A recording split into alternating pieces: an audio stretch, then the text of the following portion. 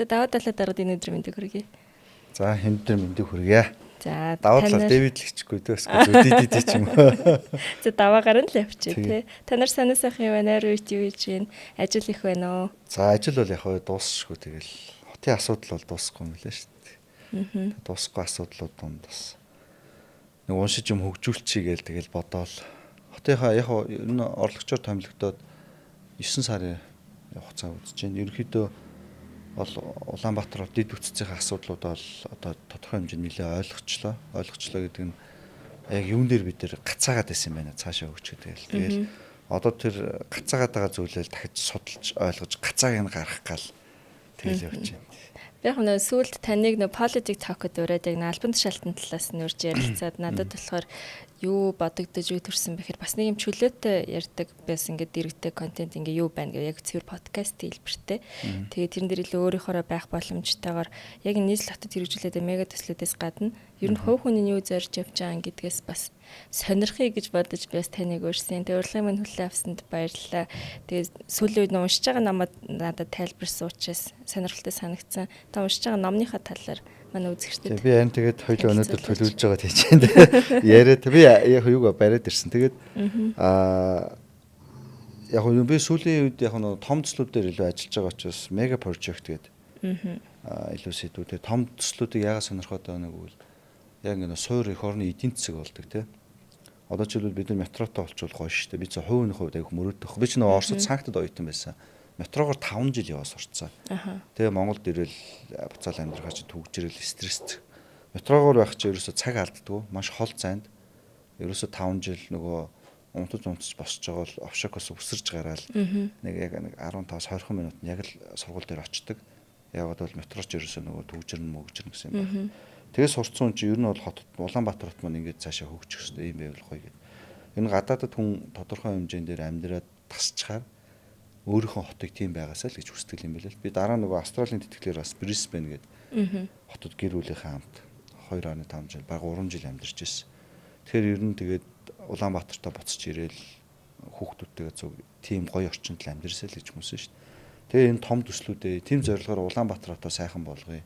Орчин гоё болгоо дэлхийн жишгт хүргэе гэж одоо үндсэн одоо сэтгэлийн одоо хамгийн гол зорилго гэх юм уу те. Тэгээ түүнийхээ ер нь бол одоо хөтлөгдөө тэр сэтгэлийнхаа одоо өнгөнд хөтлөгдөөл өнөөдөр бас энэ ажлыг хийж байгаа. Энэ ажлыг хийж байгаа. Тэгээд одоо тэр төслүүдээ хийгээд одоо боломж нь байдаг. Яг хийх гэхээр тэгээд улс төрийн асуудал гарч ирэхээ. Том төслүүдийн менежментийн асуудал гарч ирэхээ. Санхүүгийн асуудлууд гарч ирэхээ эдийн засаг. Тэгэл тэр бүгд нь одоо хүндрэлтэд тулгараал эдийн засгийн бусад одоо улс төрчнөртөө хэрэгжүүлэх арга замыг хайгаал. Тэгээ ямар ч сандаа сүултээ энэ political economy of mega project in Asia гэдэг энэ сая 25 онд би ер нь энэ талаар ингээд сэдв мега project-ийн талаар ер нь сүүлийн 4-5 жилийг уншиж байгаа. Судлаа тэгээ өөрөөс нь ер нь 3-4 төсөл дээр гараад ирчлээ. Өмнө бас ингээд ойлгоод ирдэг. Тэгээ энэ талаар уншиж байгаад хамгийн сүүлд 2025 он энэ ном гараад тэгээ энэ болохоор нөгөө Азийн орнуудын мега төслийн улс төрийн эдийн засаг хэрэг надад ихс. Би ч улс төрийн эдийн засаг гэж ойлгохгүй би макро экономи, макро эдийн засаг, микро эдийн засаг явуулсан чинь том төслүүд дээр political economy гэж гарч ирэх юм. Тэгээ би нөгөө Google-ээр хайгаад номнууд хайгаа бичсэн чинь яг энэ 25 онд гарсан яг political economy of mega project Asia гэдэг. Тэгээ энэ номыг л нөгөө онлайнаар нөгөө абстракт хэсэг нь богино хэсэг ингээ байгаад байсан чинь яг Азийн орнуудын улс төрийн эдийн засаг газар чиглэлтийн том мега төслүүд ээж Азийн улсууд яаж өгсөн юм бэ гэдэг. Тэгээ надад айгүй сонирхолтой санагдаад бүр загсаараа сайхан болж аваад тэгээ уншаад ихсэн чинь бүр ингээд айгүй энгийн мэддэг хэрнээ биднүүсийн мэддэг хэрнээ сурж ойлгомоор маш их жишээнүүд. Тэгээ өнөөдөр яг биднүүсийн одоо нийслэлийн удирдлагуудыг биднээс яг туулж явж байгаа юмнуудын түүх. Тэгэхээр ингээ одоо бид нар хийх гэж зовж исэн чинь 60 он, 70 он, 80 он Солонгос, Тайван, Вьетнам, Хятад ингээ хийцэн. Тэгээ надад аюу сонирхолтой байдаг.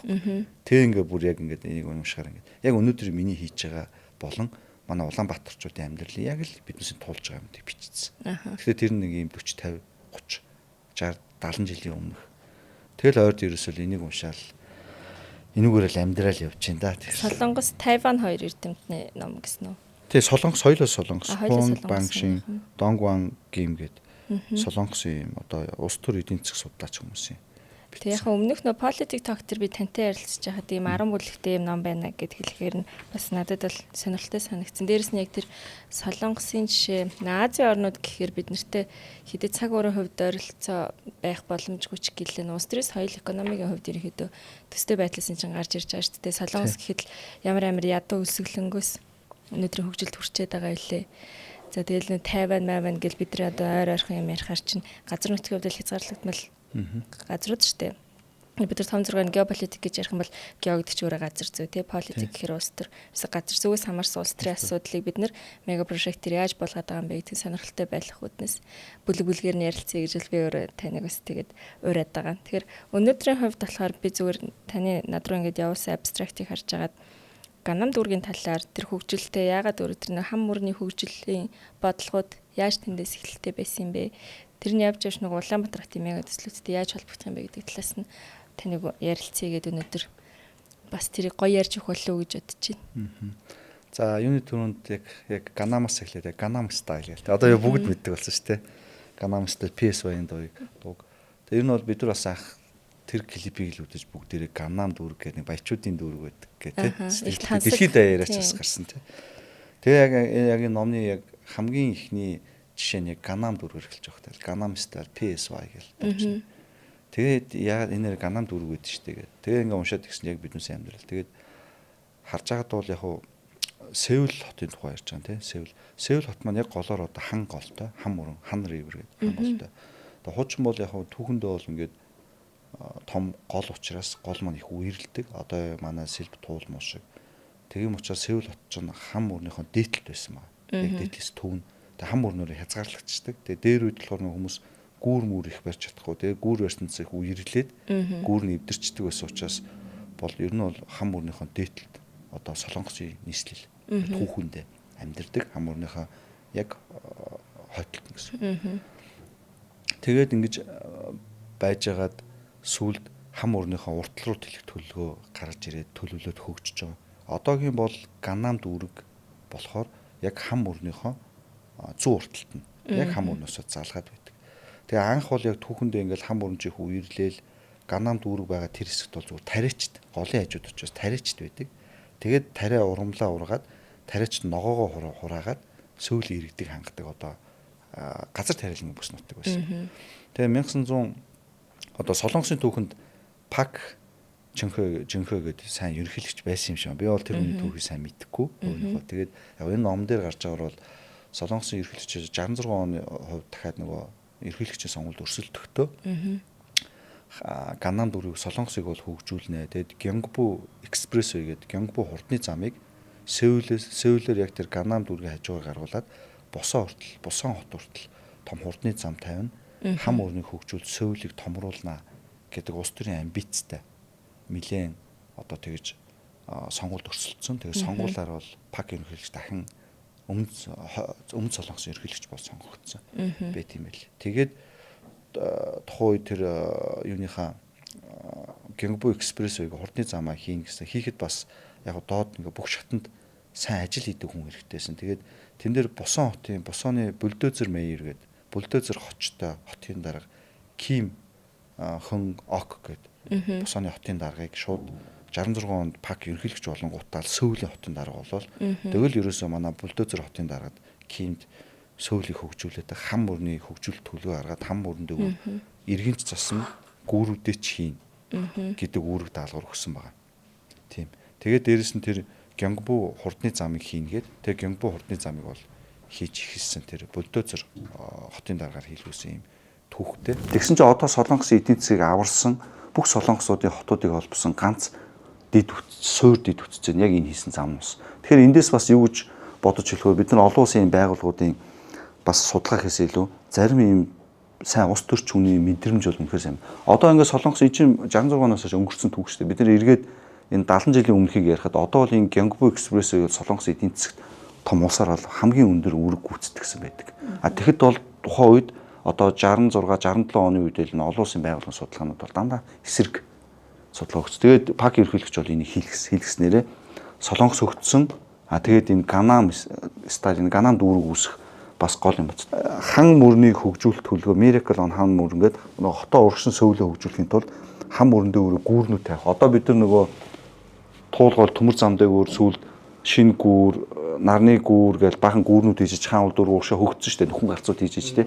Яг тэр шиг Сөүл хот чинь хам өрний хөгжүүл төлгөө өгөөл хам өрний эргээд засаал одоо энэ бид нар нөгөө дунд гол гэх шиг үерлээд идэх голынхаа эргээд засаа гүүр хийгээ. Тэгээд үндэсний хэмжээнд Гёнгбу гээд хурдны замыг Ганнам дүүргийн хажуугаар хийгээ. Тэгээ Ганнам хэсэг дээр байсан анх тэр тариачдын одоо бүс нутгийг чөлөөлж аваад тэгээ хөрөнгө оруулалт хийгээд одоо яг биднээс сэл боримонууд очиж. Тэгээд ингэж хийгээд өнөөдрийн Ганнам дүүрэг буюу өнөөдрийн Ганнам дүүрэг нь хажуутлынхаа хоёр жижиг дүүрэгтэй нийлээд Солонгосын эдийн засгийн 10% газар нутгийн үнцийн value гэдэг нөгөө land value-ийн бүр Солонгосын хэмжээнд 10% бүрдүүлдэг. Тэр үед бас нэг сонирхолтой юм нь ПАК ерөнхийлөгчийг 66 онд сонгогдсоод Гёнгбу гэдэг үндэсний хэмжээний том 50 м өргөнтэй. Зарим газар 2 гинэ, зарим газар 70 том хурдны зам хийн гэж хахад тухайн үед IBRD буюу олон улсын хөгжил бүтээн байгуулалтын банк болон олон улсын хөгжлийн агентлагууд судалгаа Солонгост хийгээд Солонгос төмөр зам байх хэрэгтэй байна. Босоо биш хөндлөн зам байх хэрэгтэй байна гэдэг ПАК ерөнхийлөгчийг бол эсэргүүцчихсэн. Олон улсын тэр байгууллагын судалгаагаараа. Гэхдээ ПАК ерөнхийлөгч бол улс төрийн хувьд энийг хүлээж аваагүй. Тэгээд улс төрийн шийдвэр гаргаад энэ Ким бульдозер хотын дарагтайгаа нийлээд хэмжлэг хийсэн. Тэгэд өнөөдөр буюу 2025 оны байдлаар Солонгосын бүх төв эдийн засгийн ахуйд Солонгосын эдийн засгийн хөгжилд Гёнгбу экспресс буюу хурдны зам бол үнэхээр түүх хүрэх гүйцэтгэсэн. Сөүлийн эдийн засаг Ганнам дүүргийг үүсгэсэн. Яг Ганнам дүүргийн хажуугаар гарч явдаг Сөүлээс тэгээд доошоо Сөүл Солонгосын дөрвөн том хотыг холбоод босоо ордог ийм хурдны зам байж байгаа. Тэгэхээр энэ өөрөө Ганнам дүүргийг үүсгэсэн Солонгосыг хөгжүүлсэн нэг номерын түүх хүрэх гүйцэтгэсэн. Тэгээд яг эндээс ингээд харж байхад энэ одоо өнөөдөр нэгэнт 66 оноос хойш ингээд 50 одоо 6-7 жилийн дараа нэгэнт бичиг баримт тоогоор батлагдж байгаа учраас би бас хариуцлагатай хэлчмээр байна. Заримдаа ингээд том улс төрч хүний мэдрэмж болон олон улсын байгууллагуудын судалгаа мөргөлдөх зөвлөхөд тэр ПАК ерөнхийлөгчийн бол зүв байсан ба шүү дээ. Гэхдээ тэр олон улсын байгууллагууд судалгаандаа хийхдээ том ийм макро эдийн засгийн зарим хүчин зүйлүүдийг тооцдог юм шүү. Судалгаа зарим бичиг баримтыг хийхэд дунд юм уу доод шатанд хийгээд болдог болохоос том ийм хувьсгал революшн авчирсан эдийн засгийг тэлэхээр юмнууд дээр бол зарим судалгаанууд хийгдэж чаддаггүй. Илүү богино хугацаанд гэсэн үг юм уу? Том ийм хувьсгал авчирхаар юмнууд дээр судалгаанууд жоохон гэж дутуу ажилладаг гэх юм уу? За. Одоо гайхамшиг авчирч байгаа юм. Тэгэхээр Солонгосын хөгжил дээр бол Гёнгбу хурдны зам бол гайхамшигт түүхийг авчирсан харагдаж байгаа хам өрөн өдргээ тий. Тэгээ ингээд тэр хам өрнийг одоо тэр хөгжүүлээд Гёнгбу хурдны зам хийгдснээрээ тэр хуучин газар тариалангийн бүс байсан бүс нутгийг чөлөөлөөд чөлөөлөөд тэр бүс нутг дээр одоо дэд бүтцүүдийг татж өгөөд тэгээд хөгжил явсан нь одоо өнөөгийн Ганнам дүүрэг үүсч одоо тэр 66 оноос ихтэй Ганнам дүүрэг үүсээд өнөөдөр Солонгосын бүхэл бүтэн Солонгос улсын эдийн засаг хажуудлын хоёр дүүрэгтэйгээ нийлээд эдийн засаг газар нутгийн үнцийн 10% бүрдүүлдэг. Тэгээд дээрэс нь дэлхийд одоо Ганнам дүүрэг гэдгээр одоо үнэтэй брэндүүд үйлдвэрлэл одоо тийм худалдааны дүүрэг болцсон баячууд амьдардаг. Тэгээ ингээд яг үнэтэй харахад яг өнөөдөр Улаанбаатар хотод монголчууд биднээсээ туулаад байгаа. Бид нар яг сайхан туулын хурдны замын тендер одоо шалгарсан гэрээ эхэлцэл дээр явж байна. Тойрог 1-р хурдны замыг Улаанбаатар хотыг тойрог хэлбэрээр хурдны зам хийх гээд бүсчсэн дэлхийн жишээ байхгүй. Сая засгийн газраас баталгаа авсан тэзүүгээгээд дууссан. Ер нь бол зарчим үед нэг том ялгаа байхгүй. Хоёул хурдын явдаг зам гэсэн. Гэхдээ үндс нэг ялгаатай. Хайвей гэдэг нь бол хай гэдэг нь хурд гэсэн шүү дээ. Хурдын явах гэдэг утгатай. Экспрессвейн зогсолтгүй явах буюу яг монголоор буухя. Буухя галт хэрэг гэж байдаг шүү дээ. Экспресс галт хэрэг гэж байдаг. Буухя. За буухя зогсолтгүй хурдын хоёрын үндсэн ялгаа нь болохоор экспрессвей гэдэг нь хурд нь өндөр биш байж болно. Гэхдээ саадгүй. Уулзур байхгүй, гэрлэн тохоо байхгүй. Зүгээр 80 км/цаг уртаач гэж болно 100 ч юм. Гэхдээ ерөөсөө саад байхгүй. Тэгэхээр гол нөгөө саад байхгүй учраас экспресс буюу буухаа зогсохгүй.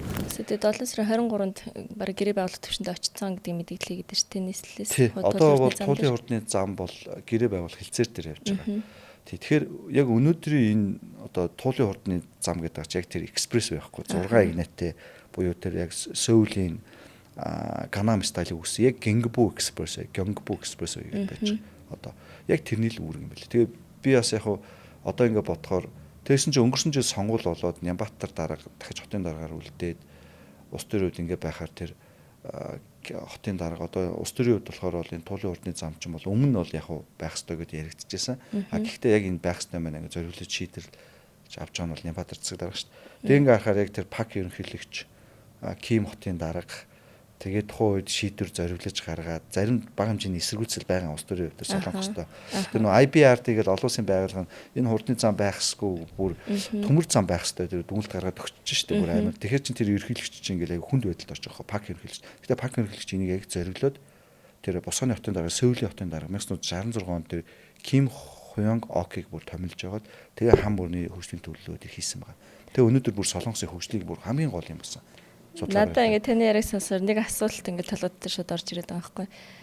Одоо энэ одоо магадгүй нөө цикл ч юм уу тий түүх нь ингээд давтагдж ийн гэж ингээд та ингээд дүгнэж шít тий. Тэр төслүүдийг хэрэгжүүлэхээс өмнө энэ номыг уншичаад одоо тийм сэтгэл төрсэн байх уу эсвэл ингээд дараа нь уншсан чинь харьцуулаад арч ойролцоо байна гэсэн санаа юм уу?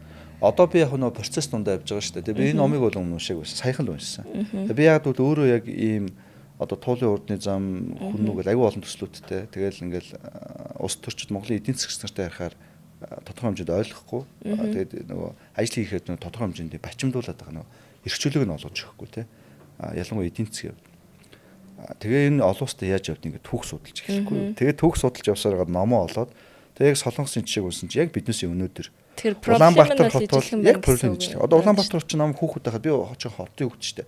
Би хүүхэд байхад манай уртлын туул голын урагшаа би очиж гол дээр очиж би чинь 73-аас сургуулийг төгссөн. Урагшаа очиж хаяа нэг төмс ингэж гал болж иддэг.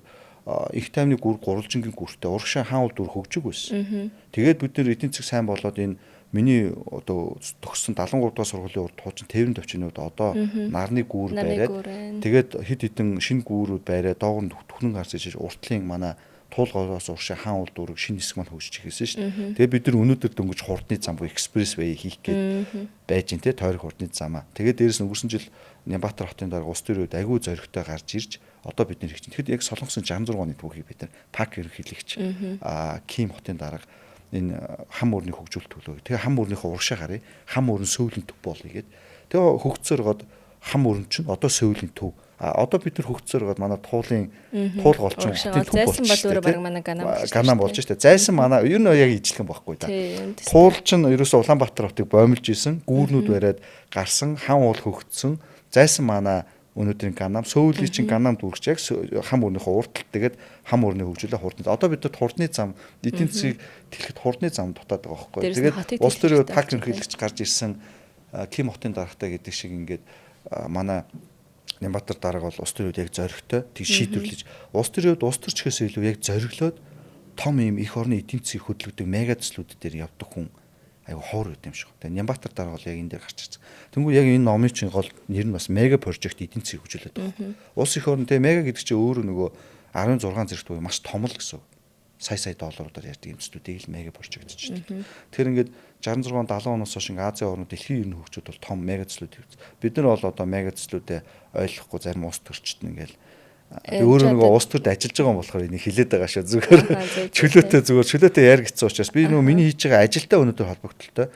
Тэгээ түүх усаад би ингээд 66 оны гэхээр ирэх жил 26 он болчвол яг ингээд эн чинь ингээд 60 жилийн дараа би сөүлийн түүхийг давтаж байгаа. Нэрсэндээ бид нар яг энэ түүхээрээ явж ин та гэж бодож байна. Нэг талаараа за зөвл явж байгаа юм байна да тий 60 жилийн өмсөл нөгөө талаас бид нар 60 жилийн дараа сөүлийн түүхийг давтаж ин гэдэг чинь тэгж их одоо 60 жилээр хоцрогдолтой явж байгаа гэж байгаа байхгүй. Тэгж бодохоор харамсмаар. Тэгэхээр бас нэг хүүхэд тахад манай өвөөч хэлдэг байсан. Нөгөө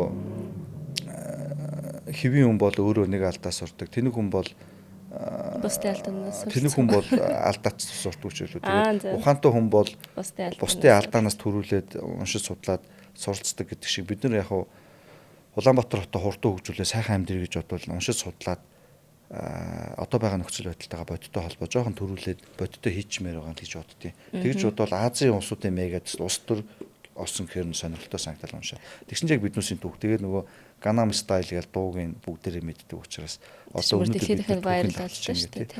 Тэгээ бид нар яг одоо ингээд жишээлбэл энэ Gyeongbu Expressway айгүй чухал бүр солонгосын эдийн засгт шүү дээ. Хамгийн чухал үүрэг гүйцэтгэсэн баг. Тэгэд туулын хурдын замыг яг одоо ихтүүлэх гээл ингээл байж байгаа. Тойрог 1-р зам 2 дээр өнөөдрийн хүртэл би яг өөрөө улс төрийн ажил хийж байгаа учраас яг хийх гээл ингээр л саад болохгүй. Улс төрийн байдлаар унгаах гад зөксөсө зогсоох гэдэг байна. Үнэтэй байна гэж нэг орж ирж байгаа. Улс төрчдийн зүгээс үнэтэй. Үнэтэй. Дээрэс нь ямар үнэтэй байна мөнгө идэх чинь гэж шаардаж байгаа. хямдхан заяо. Чат GPT-гээр та нар гүүрэн байгууламжтай явж байгаа хурдны зам 6 агнетай хүүтэн нөхцөл асфальттай гээд 1 км үнийг хараараа хямдхан шүү. Би нэг хариуцлагатай л. Би тэгээ одоо зарим уус төрж байгаа хүмүүст хэлээд байгаа байхгүй. Та худлаа гээд гүрэж байгаа бол Google дээр уншилтаа чи одоо интернетгүй компьютергүй хүн байхгүй ч тийм. Эсвэл дутуу уншингуудаа хүн яг зарим мэдээллийг өөртөө тааруулж уншаад байдаг. Тэгвэл олон улсын том нэр хүнд хүрэх сэтгүүл байгаа ш замуудын. Тэрнээс 1 км өртгийн уншилт. Манайх яг жишг үнээр л тодорхой хэмжээнд жоо хямдхан орж. Гэтэ ер нь бол хямдхан хэлмээргүй. Монголчууд. Би энийг ингээд дахиад ярина хямдхан дээр. Тэр сэтгүүрээ бид нар хөгжихгүй байгаа байхгүй юм хямдхан гэх нэг. Дээрээс нь зарим уус төрч тэгж зогсоох гэж сайн шүмжилж гин ярьж гин. Дээрээс нь процесс нь яваад ингээд шалгарахаар монголчууд хийж чадсангүй хятаджуулаа гэх. Нэг хятад гэдэг техник ашиглаж нэг унгаад гэж. Ингээд нөгөө шүмжлээд эсвэл зүгээр тийм шүмжлэр өөрсдөө нэг юм од болж нэр хүнд олж авах гэсэн юм хүмүүс ингээ яхаар тэр нь өөрөө төсөлд ингээ саадлах гэдэг. Тэгэхээр би одоо ингээ бодохоор бити тэгээд төсөл цаад болоосоо эн чи яг уусаал ингээл нөгөө сөүлийн түүх улс их орнуудын түүхэл ингэж явсан байдаг тий. Таны ярьсныг бол би одоо ингээд одоо сонсоод нэгтгэн дүгнэх юм бол харчлаа л да. Одоо political economy гэдэг нэр томьёог өмнөөс төдийлэн сайн мэддэггүй ээжээ гэж ирсэн. Гэтэл та ч өөрөө төслийн менежер байсан хүн тий. Тэгэхээр макро эдийн засаг бид нар микро түвшинд дэнжээр чинь political economy буюу одоо улс төрийн эдийн засаг гэж бид нар монголчлээ л да тий. Энэ хэмжээнд ярихаар магадгүй тэгвэл тэр улс төрийн эдийн засгийг чинь хичнээн улс төрчөөр ойлгож байгаа вэ гэдэг чи өөрөө асуултын тэмдэгтэй юм шүү.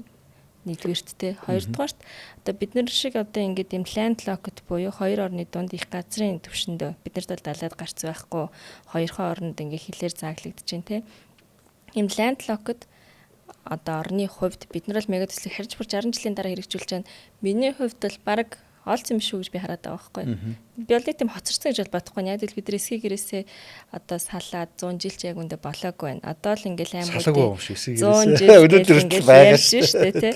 Гэтэл нөө суурь соёл чинь биднэрт хизэнээс тогтоод одоо бид нар хэддэг жил дээр явж байгаа гэдэг дээрээс бид нар магадгүй ингээд поинтлоод харах юм бол тэр бол нэг айхтар одоо асуудал гэхээс илүү даван туулах хэрэгтэй бас нэг үе шатчлал юм шиг харагдчихлаа юм л та. Тэгээд дараагийн одоо ингээд хэрэгжүүлэх мега төслүүд одоо бид нар тэр ингээд явжтэй. Жишээ нь тасаа ингээд ярьж Ганам дүүрэг дээр тариачид байсан газар чөлөөсөн юм а гэд. Тэгтэл сайнаа сэлбэд төв дээр газар чөлөөлөхөр юу болов те. Тэгтэл би аль өөрөө хашаага яг нөгөө сэлбэд төв энэ төр Чингэлтэй Сүхбаатарын хоёр дамаас хороо явж ш нэг уул чөлөөсөн мэл л штэ те. Тэр бол очиж харсан. Тэгэхээр энэ дээр ингээд тулгарчаа бэрхшээлж гисэн магадгүй өмнө нь бас энэ улсууд те хөгжлийн шатанд л ингээд даваа гарцсан л байгаа байх. Тэгээ ясэм дээр бид ажил төрийн дүр дээр өсөл рүүгээ ороогүй л явжлаа арт юм шүү дээ те. Тэгэхээр ингээд цаашаа хэрэгжүүлээд явхад одоо энэ ганцхан expressways гадна те мега төслүүд дээр энэ өмнөөс танд одоо амар зүйлс нь юу харагдаж байна. Арин нэг төлхөө одоо түрүүн тайлж штэ бусдын алтанаас суралцаад ингэж болохгүй юм байна гэдэг юм юу харагдаж байна танд. Ер нь яг маш олон юм байгаа юм байна. Бид нэг бүх салбарт бүр ингээд бүх яамдуудаар ингээд эндээс эн чинь нөгөө нэг уран зохиолын ном шинэ сурах чиг сургууль. Тэгэхээр эн чинь судалгаатай референстэй судалгаа гаргаад тийм дандаа бодит төсөв. Тэгэхээр энийг бол бид нар бүр Монгол улсын төрийн хэмжээнд ч юу гэж авах болохоор сурах чиг бид нар сурах. Бид нар сурах хэрэгтэй байхгүй бид чи хөгжиж байгаа юмс.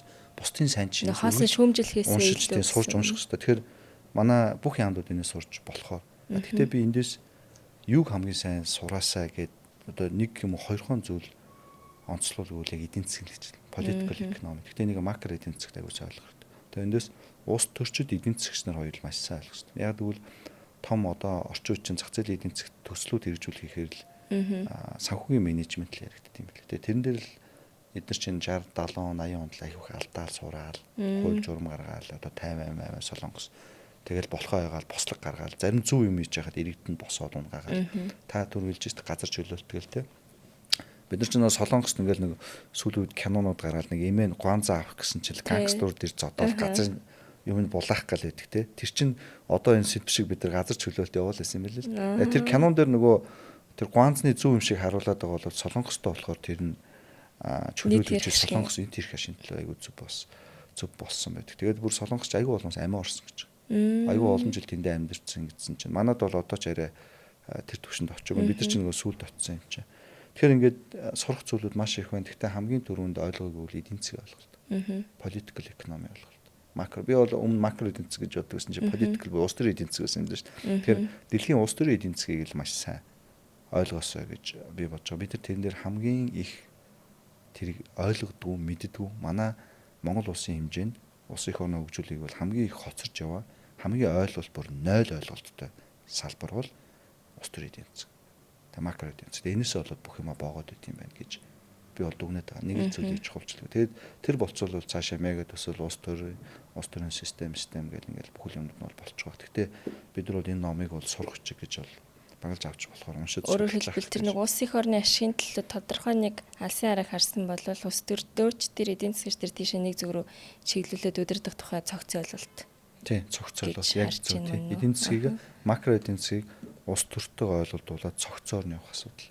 Тэрийгээ сайн ойлгож чадахгүй бол ингээл хохирол тэгэл нөгөө хөгжихгүй нөгөө юмда гацаал нөгөө л зовлонтойгоо дахиад 20 30 жилийн дараа сууж явах. Тэгэхээр яг хөө зүгээр хүн өөрөө хийж үзэг байж болно л тийм ээ.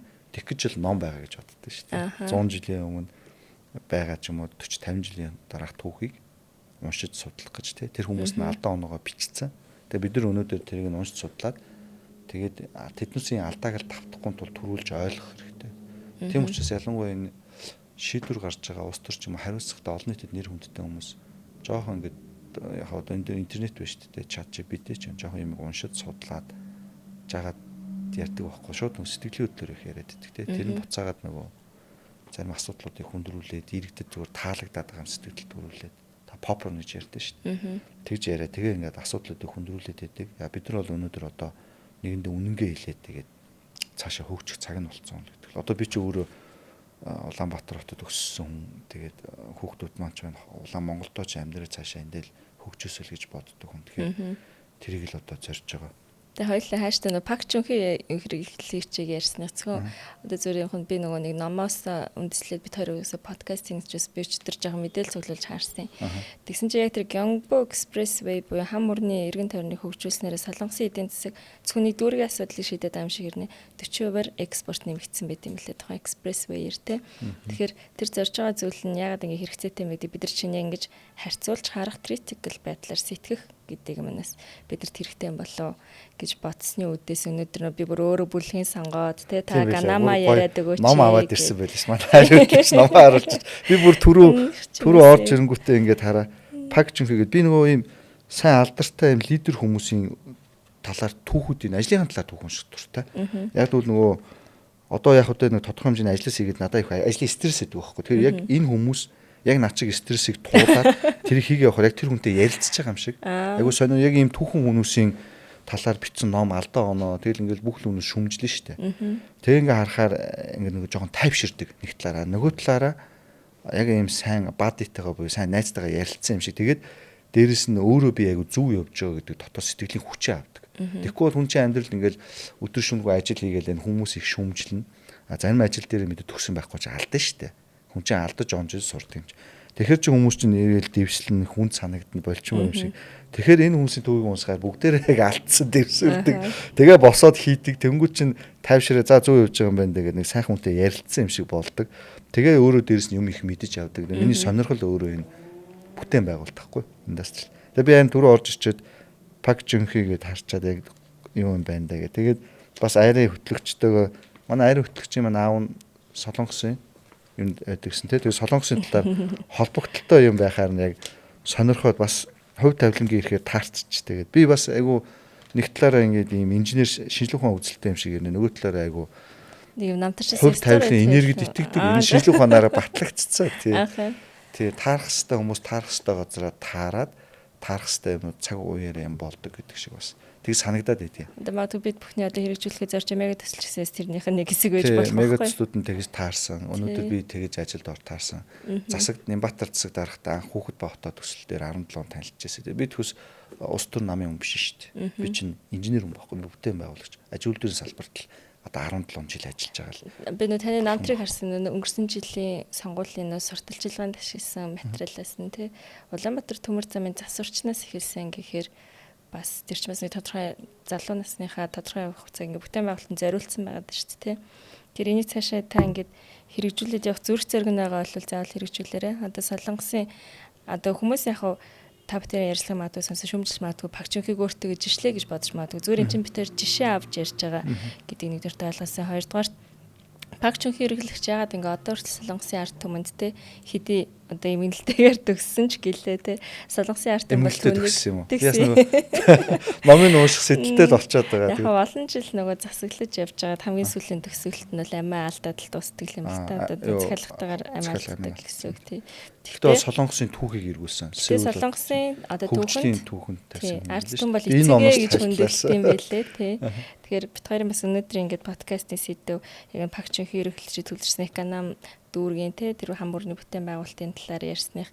Заавал тэр мега төслүүдийг цааш нь хэрэгжүүлээрэ. Магадгүй энэ бол бидний те биднэрт үр өгөөж өгдөг юм гэхэд бид нар үр хойчудаас үр өгөөж өгөх болов гэсэн тийм бяцхан итгэл бас хувийн хувьд байна. Их хүн учраас. Дуусах юм уу? Харин болов үстэй. Би түрүү юу сонсчихсан те. Би яг бүлгийн талаар хэлсэн. Эний бүлэг чинь нөгөө нэг сурахч учраас юм цөөхөө товчхон айгүй энэ чинь нөгөө бүр дэлгэрэнгүй тайлбарлахгүй шүү дээ. Тэгээ би яг энэ Пак Чун Хэ ерөнхийлөгчийн 2 бот байсан тий. 2 бот юм. Тэгээ би бас хувь хүнийхэн талаар бас жоохон сонирхоод таныг бас яриад өгөөсэй гэж бодсон. Яг бол Ганам дөрөв энэ ном дээр бол яг шууд 66 он 50 он гээд Пак ерөнхийлөгч байж байгаа сонгуульд нэр дэвшигтэй ерөнхийлөгчийн сонгуульд Gyeongbu Expressway хийнэ гэж одоо тэр 66 оны сонгуульд ажил дээр. Тэгээ Ганам дөрөв хөгжүүлнэ, хам мөрнийг хөгжүүлнэ. Тэгээ Сөүлийг нөгөө хам мөрнийх нь урагшаа гаргаж төлөвлөх ажлыг тэгээ өөрөө сонгогдсон байгаа. Үнэхээр тэргийг хийсэн байгаа. Тэгэхэд бол мэдээж улс төрийн шүүмж тэгээ зоригтой хийхэд бол нөгөө бульдозер дарга авчирсан ба шүү дээ. Хотын дарга. Тэгээ явсан ба. Тэгэхээр бас Пак ерөнхийлөгчийн талаар бас жоохон сонирхоод байгаа байхгүй. Тэгэхээр таас энэ ном танд бас байт юм билээ. Тэгэхээр бас эндээс сонирхуулахаар тэгээ бас харамсалтай өнгөрсөн гэдэг нь тэр яг нь бие хамгаалагч нь амийн нэгүтгэж ер нь л тийм. Тэгээ тэрэн дээр бас нэг тийм яг тэр хүний түүхийг харуулсан Man Standing Behind гэдэг кино байдгийн. Тэр яагаад ерөнхийлөгч амийг хөнөхсөн бэ гэдэг дээр одоо хариулт өгсөн. Documentary based нэг тийм кино байдгийн. Та тэрийг үзэж байна. Тэрэн дээрээс их гоё түүхүүд өгүүлэгддэг. Тэгээд өчигдөр би бас ингээ баримт хараад интернетээс бас юм статистик судалсан чи яг энэ хам мөрний бүтээн байгуулалттай холбоотой 1955 оноос 60 он 5 жилийн хугацаанд энэ Солонгос ерөнхийлөгчөө сонгодог юм байна л да. Тэгээ Пак Чун Хэ ерөнхийлөгчийн хувьд бол 60 он гэдэг чинь эргэлтийн цэг буюу дахин ерөнхийлөгч би байх уу байхгүй юу гэдэг дээр те.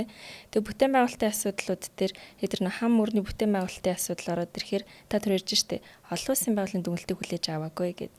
Тэгсэн тэрнийг яагаад хүлээж аваагүй хариулт нь хамгийн сайн энд байгаа байхгүй. Үндэсний эрх шиг батлага малах аюулгүй байдлын салбар. Өөрөөр хэлбэл тэр одоо стратегийн бид нар одоо ингээл геополитик гэж улс төрчид гэсэн алхам тутамд ярьдаг хэрнээ. Тэгвэл геополитик гэдэг үгний чинь үндэс юу юм гэхээр ер нь л тайлбарлаж мэддэггүй. Гэтэл тэр зөвхөн мөрнөөр хязгаарлагдж байгаа газар зүйн байршлын зөвхөн геополитик чинь олон улс хоорондын асуудал биш байлж харагдаад байна. Одоо Пак Чун Хэ ерөнхийлөгчийн одоо улс төрийн шийдвэрүүдээс харуул те.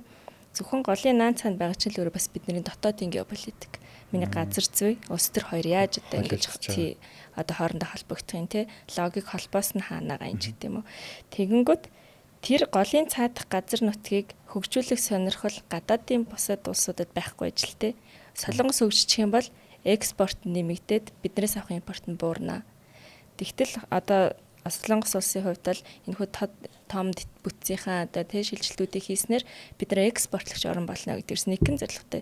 Экспортыг бид нар бурхан мэд шүтэх ёстой гэдэг 60-аас 65 оных нь өөрийнх нь тийм бодлого. Би яг энд нэмээд хэлээд би яг сүүл ингээ байж хаад номтгой иргшин бас хэлжлээсэн л да. Надад авчирч өгч яриад. Манайд худалдааны хууль, худалдааны яам байд. Яг таны хэлж байгаа яг экспорт. Улсын хорон хөгжөөд гадаад тэнцлээ зүв бариад долларыг өсөхгүй бид нэр төгрөг ханшаа алдахгүй бол бид нэр экспортлох хэрэгтэй байхгүй. Тэгсэн чинь манайд худалдаа гэж юусэн анхаардаг. Манай Монгол улс ерөөс эдийн засгт хэлэх тийм худалдааны хууль байхгүй.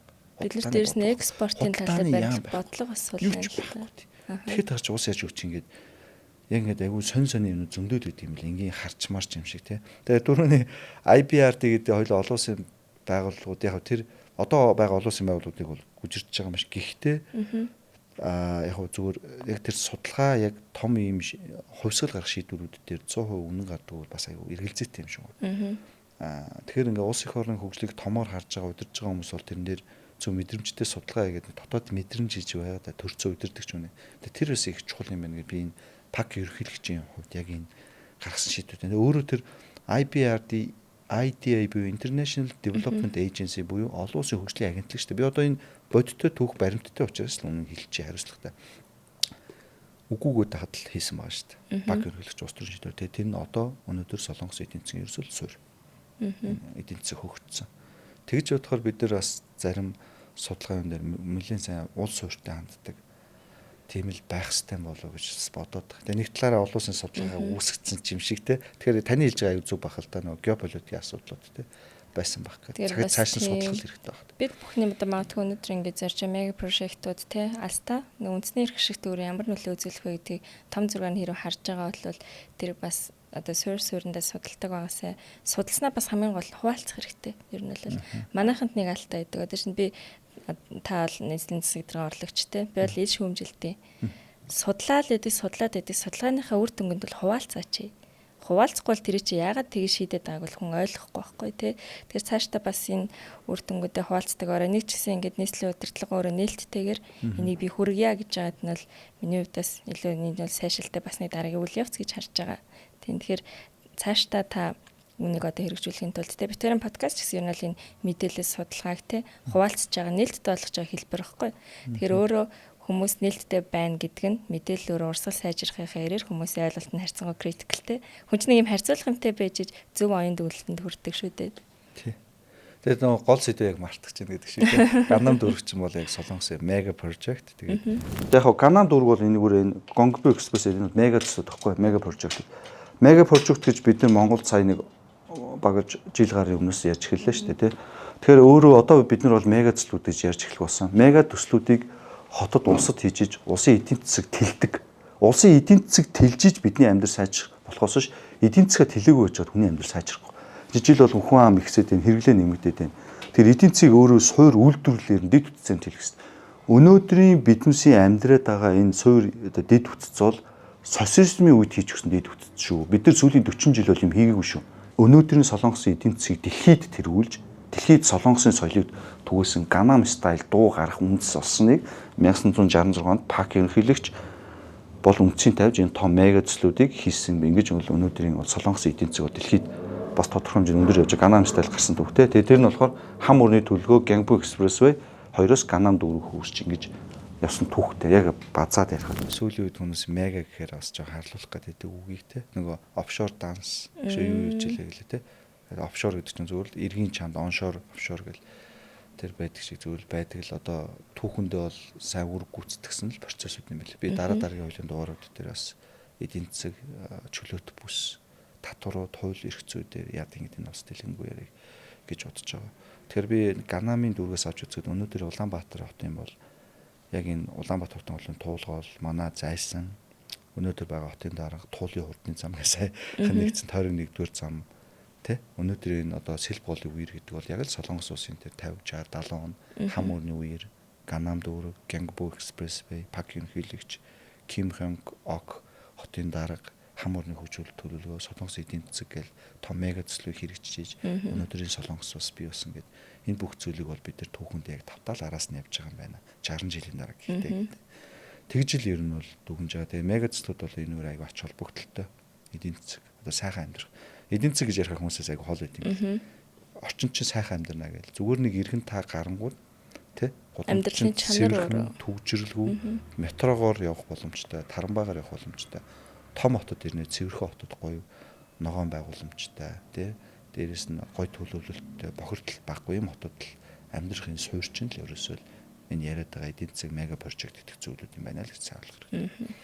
Тэгээ өнөөдөр миний урилга хүлээж аваад ярилцж байгаад баярлалаа. Тэгээд энэ бол подкаст бол үргэлжлэн цувралаар явах учраас тий. Тэгээд дараагийнх нь бүлэгт бол миний зүгээс болохоор яг намын дотроос яг тэр нийтийн IT коридор хот буюу одоо тэр нөө яагаад энэ итгэгчүүд өөрсдөө эдийн засгийг тий IT-гаар яагаад тий Америк биш нийтийг ноёлоод байгаа юм бэ гэдэг дээр хариултах бүлгийг бол ярилцах хүсэлтэй байна. Тий. Тэгээ бид чинь 10 цуврал хийгээд төлөвлөсөн байгаа тий. Би бас энэ эхний юун дээр ингээд манай намайг уурж хүлээж аваад байж байгаа одоо ари сэтгүүлч болон хамт олонд нь шагаа саруул дамт олонд нь баярлалаа гэж хэлмээр байгаа. Ингээд айгуу чухал ач холбогдолтой ном гэж уншаад өөрөө зовоод явжсэн чинь бас энэ нийтлэгийг манд цуг хүргээд өгөө. Цуг сонирхолтой сэдвээр ярилцаа гэдэг подкастууд хийж өгөөд хамтраад ингэ явж байна. Тэгээ дээрэс нь манай ари хөтөгч маань яг энэ талаар уншсан ойлголттой яг Пак жинхэнэ ерхийлэгчийн талаар ном ингээд би бол өнөөдөр айгу баярлж байгаа. Тэсээ би ч ингээд гоё мэдлэгийн мархаар ингээд цаанаасаа баярлдаг дуртай. Тэгээ яг тэрэнд маань ингээд яг одоо хувь тавилан гэдэг ч юм уу таарчж байгаа. Тэгээд бас яг тэр сонирхолтой сэдвээр урьж ингэж оролцуулаад хамтж ярилцж байгаад үнэхээр их баярлалаа гэжлээ. За тэгээ дараагийн дугаараар хоёулаа тэгвэл IT коридорыг ярихаар болоод өнөөдрийнхээ дугаар ингээ хаа. За баярлалаа. За баярлалаа. За.